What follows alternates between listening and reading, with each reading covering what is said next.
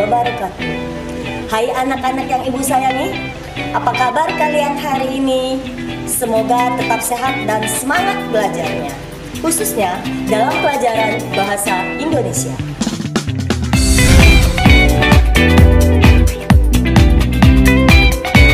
Apakah kalian pernah melihat pembacaan puisi?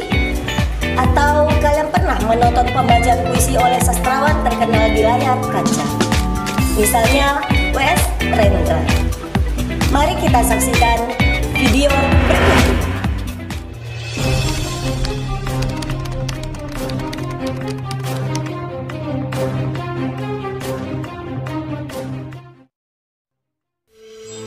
Ma, bukan maut yang menggetarkan hatiku, tetapi hidup yang tidak hidup karena kehilangan daya dan kehilangan fitrahnya. Ada malam-malam aku menjalani lorong panjang tanpa tujuan kemana-mana. Hawa dingin masuk ke badanku yang hampa, padahal angin tidak ada.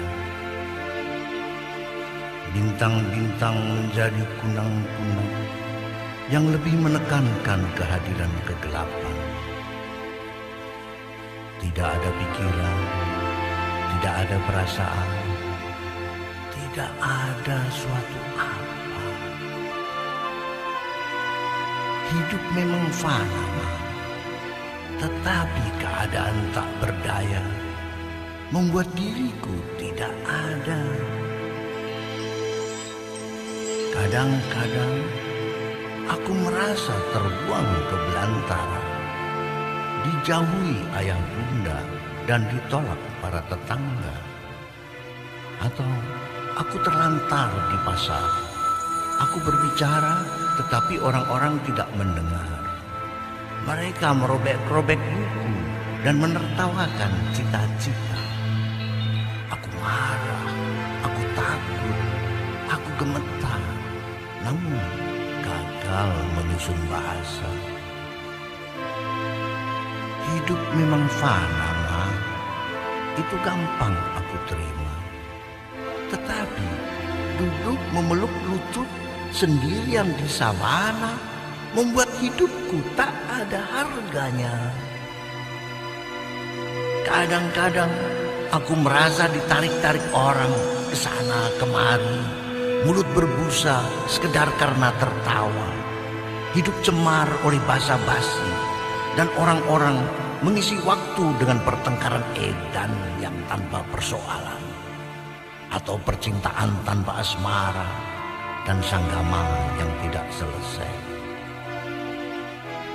Hidup memang fana, tentu saja, Ma. Tetapi akrobat pemikiran dan kepalsuan yang dikelola mengacaukan isi perutku, lalu mendorong aku menjerit-jerit sambil tak tahu kenapa. Rasanya setelah mati berulang kali, tak ada lagi yang mengagetkan di dalam hidup ini. Tetapi, Ma, setiap kali menyadari adanya kamu di dalam hidupku ini, aku merasa jalannya arus darah di sekujur tubuhku. Kelenjar-kelenjarku bekerja, sukmaku menyanyi, dunia hadir. Cicak di tembok berbunyi, tukang kebun kedengaran berbicara kepada putranya. Hidup menjadi nyata, fitrahku kembali. Mengingat kamu, Ma, adalah mengingat kewajiban sehari-hari. Kesederhanaan bahasa prosa, keindahan isi puisi. Kita selalu asyik bertukar pikiran, ya, Ma. Masing-masing pihak punya cita-cita, masing-masing pihak punya kewajiban yang nyata. Hai, Ma, apakah kamu ingat? Aku peluk kamu di atas perahu ketika perutmu sakit, dan aku tenangkan kamu dengan ciuman-ciuman di lehermu. Masya Allah, aku selalu tersengsam pada bau kulitmu. Ingatkah? Waktu itu aku berkata, kiamat boleh tiba, hidupku penuh makna. Wah, aku memang tidak rugi ketemu kamu di hidup ini. Dan apabila aku menulis sajak, aku juga merasa bahwa kemarin dan esok adalah hari ini. Bencana dan keberuntungan sama saja. Langit di luar, langit di badan, bersatu dalam jiwa. Sudah ya. Setelah menonton video tadi, kita pasti terpukau betapa hebatnya beliau membacakan puisi. Kalian ingin membaca puisi seperti beliau? Baiklah, pada kesempatan ini kita akan belajar membaca puisi.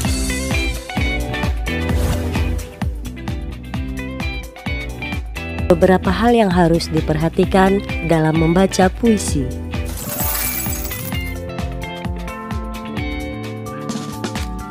Satu, rima dan irama. Dalam membaca puisi, tidak terlalu cepat ataupun terlalu lambat. Membaca puisi berbeda dengan membaca sebuah teks biasa, karena puisi terikat oleh rima dan irama, sehingga dalam membaca puisi tidak terlalu cepat ataupun juga terlalu lambat. 2. Artikulasi atau kejelasan suara. Suara kita dalam membaca puisi harus jelas. Misalnya dalam mengucapkan huruf-huruf vokal A, I, U, E, O, I, dan AU. 3. Ekspresi mimik wajah. Ekspresi mimik wajah ini harus kita sesuaikan dengan isi puisi. Ketika puisi yang kita bacakan adalah puisi sedih, maka ekspresi mimik wajah kita pun harus bisa menggambarkan isi puisi sedih tersebut. Mengatur pernafasan. Pernafasan harus diatur, jangan tergesa-gesa, sehingga tidak akan mengganggu ketika membaca puisi. 5. Penampilan. Kepribadian atau sikap kita saat di panggung, usahakan harus tenang, tak gelisah, tak gugup, berwibawa, dan meyakinkan. Setelah memahami langkah-langkah dalam membaca puisi, kita dapat menggunakan teknik-teknik sebagai berikut. 1. Membaca dalam hati puisi tersebut berulang-ulang. 2. Memberikan ciri pada bagian-bagian tertentu. Misalnya tanda jeda. Jeda pendek dengan tanda 1 garis miring dan jeda panjang dengan tanda 2 garis miring. Penjedaan pendek diberikan pada frasa, sedangkan penjedaan panjang diberikan pada akhir klausa atau kalimat. 3. Memahami suasana, tema, serta makna puisinya. 4. Menghayati suasana, tema, dan makna puisi untuk mengekspresikan puisi yang kita baca.